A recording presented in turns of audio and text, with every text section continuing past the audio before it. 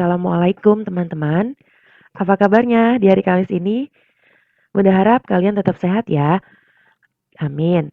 Baik, pada hari ini teman-teman kita akan kembali belajar tematik.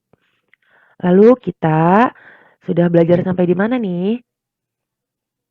Baik, di hari Kamis ini teman-teman masih belajar di tema 1, yaitu tentang indahnya kebersamaan. Lalu teman-teman sudah masuk di subtema 2 tentang keberagaman dan kebersamaan. Dan di hari Kamis ini teman-teman sudah masuk ke pembelajaran terakhir di subtema 2, yaitu di pembelajaran kelima. Nah, di buku teman-teman, pembelajaran kelima ini ada di halaman 100. Sebelum memulai pembelajaran, Bunda ingin memberitahu kalian tujuan pembelajaran kita di hari Kamis ini. Oke, yang pertama tujuannya adalah dengan membaca wacana, siswa dapat memahami sikap dan manfaat tolong-menolong. Lalu yang kedua, dengan memahami penjelasan guru, siswa dapat mengetahui manfaat dari kerjasama. Tujuan yang ketiga, dengan melihat contoh, siswa dapat mengetahui bentuk kerjasama. Lalu tujuan yang terakhir adalah dengan memahami penjelasan guru, siswa dapat memprediksi dan menghitung besar sudut sebenarnya. Oke, jadi hari ini teman-teman, materi kita adalah tentang tolong-menolong, kerjasama, dan prediksi besar sudut dan sudut sebenarnya. Baik, kita langsung masuk ke materi yang pertama. Nah, teman-teman, pada materi tolong-menolong ini, teman-teman akan belajar tentang apa itu pengertian tolong-menolong, lalu apa saja nih yang termasuk ke dalam manfaat tolong-menolong. Oke, tolong-menolong itu adalah kegiatan yang dilakukan untuk saling membantu satu sama lain, teman-teman. Ini sebetulnya tidak beda jauh dengan kerjasama. Jadi, melakukan pekerjaannya itu secara bersama-sama, tidak sendiri. Seperti itu. Lalu, apa saja yang masuk ke dalam manfaat tolong-menolong? Nah, di sini sudah Bunda tuliskan.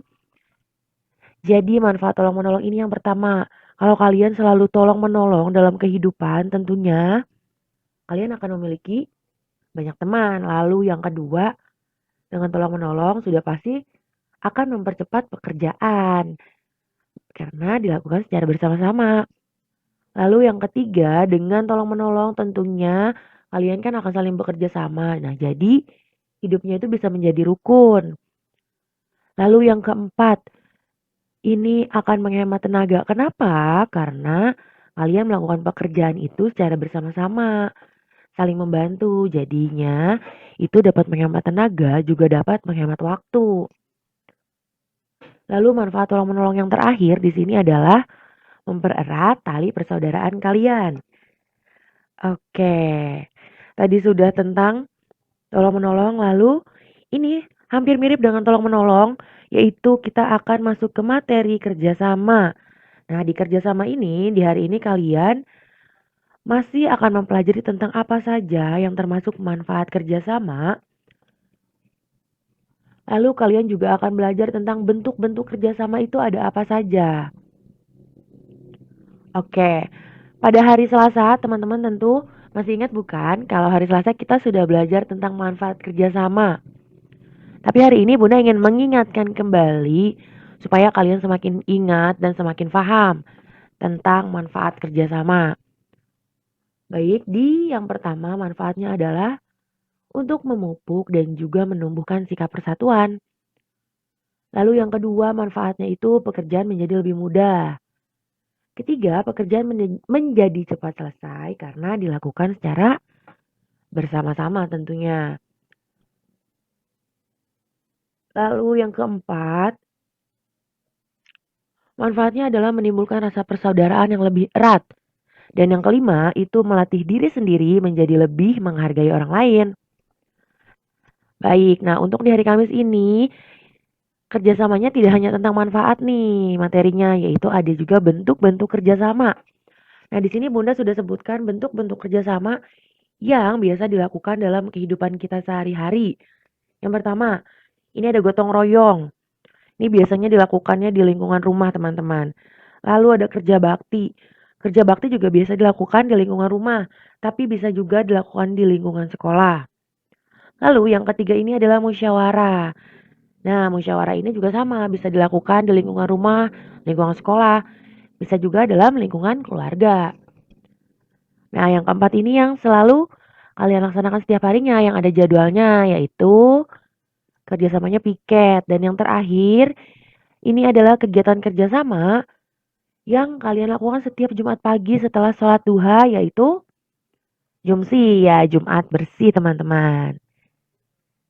Baik, nah di sini Bunda sudah mempersiapkan satu buah gambar tentang kerjasama. Oke, teman-teman bisa menyebutkan bentuk kerjasama apakah pada gambar tersebut? Oke, betul sekali. Lalu, apa nih manfaat kerjasama pada gambar yang ada di layar kalian? Baik, good teman-teman. Oke, kita langsung lanjut ke materi berikutnya. Oke, nah hari ini kita akan belajar tentang prediksi besar sudut dan mengukur besar sudut. Oke, pada hari-hari sebelumnya teman-teman itu hanya belajar tentang mengukur besar sudut. Tapi pada hari Kamis ini, teman-teman, sebelum mengukur besar sudut, teman-teman akan belajar memprediksi besar sudut atau mengira-ngira. Nah, prediksi ini apa, teman-teman? Oke, di sini bisa dilihat, prediksi itu adalah proses memperkirakan sesuatu. Nah, salah satunya ini mengira-ngira besar sudut yang sesungguhnya. Jadi, prediksi itu adalah kalian memperkirakan nih atau menebak-nebak kira-kira sudut ini ukurannya berapa. Nah, di sini kan sudah ada contoh sudut nih, teman-teman. Ada sudut lancip, lurus, sudut siku-siku, sudut tumpul, dan juga sudut refleks.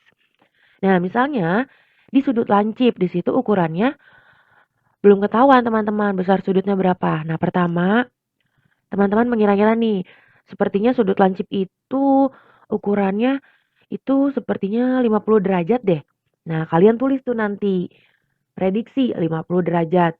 Nah, sesudah memprediksi, teman-teman ambil busurnya, lalu teman-teman hitung sudut lancip itu. Kira-kira prediksi kalian itu benar atau tidak. Nah, seperti itu teman-teman.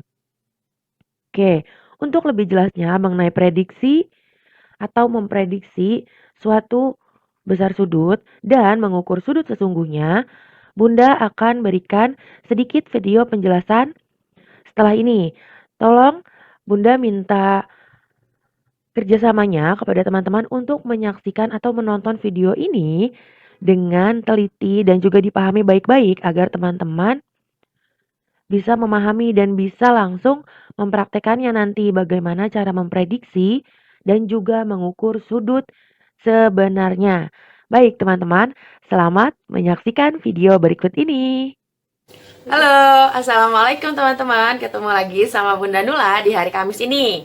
Baik, seperti yang sudah disebutkan pada slide PowerPoint sebelumnya bahwa kalian akan belajar cara memprediksi besar sudut dan mengukur ukuran sudut sebenarnya menggunakan sebuah busur. Kalau di hari-hari sebelumnya teman-teman hanya belajar cara mengukur besar sudut. Nah, pada hari Kamis ini teman-teman sebelum mengukur besar sudut, teman-teman memprediksi dulu atau mengira-ngira dulu nih sudut ini ukurannya berapa. Nah, di sini Bunda sudah siapkan dua sudut yang harus diprediksi dan juga dibuktikan nih betul atau salah prediksinya. Di sini Bunda sudah siapkan sudut yang pertama itu ada sudut A, B, C. Lalu yang kedua ada sudut D, E, F. Nah, nanti kita akan mengukur dan memprediksi kedua sudut ini, teman-teman. Nah, caranya pertama kalian tebak dulu nih kira-kira sudut A, B, C berapa. Menurut Bunda Nula, prediksi Bunda Nula, sudut A, B, C adalah ukurannya sepertinya ini 95 derajat. Nah, di sini perkiraan Bunda Nula adalah 95 derajat. Bunda Nula tulis di sini 95 derajat. Baik teman-teman, sekarang kita buktikan nih kira-kira prediksi Bunda betul atau salah. Nah, cara mengukurnya seperti kemarin. Pusat busurnya kalian taruh di tengah titik sudut. Kita buktikan langsung. Oke. Ini udah Bunda Nula letakkan di tengah, harus lurus. Kita lihat. Ya, oke. Ternyata prediksi Bunda Nula salah. Tadi sudah diukur, ternyata sudut sebenarnya ukurannya adalah 100 derajat. Berarti langsung kita tulis di sini, besar sudut asli atau sudut sebenarnya adalah 100 derajat. Jadi di bangun yang pertama itu di bangun A, B, C, Bunda Nula salah prediksi. Lalu kita lanjut ke sudut berikutnya. Ada sudut D, E, F. Nah, di sini ada sudut D, E, F. Bunda Nula mau kira-kira kalau sudut yang kedua ini ukurannya menurut Bunda Nula 120 derajat. Bunda Nula tulis di sini ya, 120 derajat.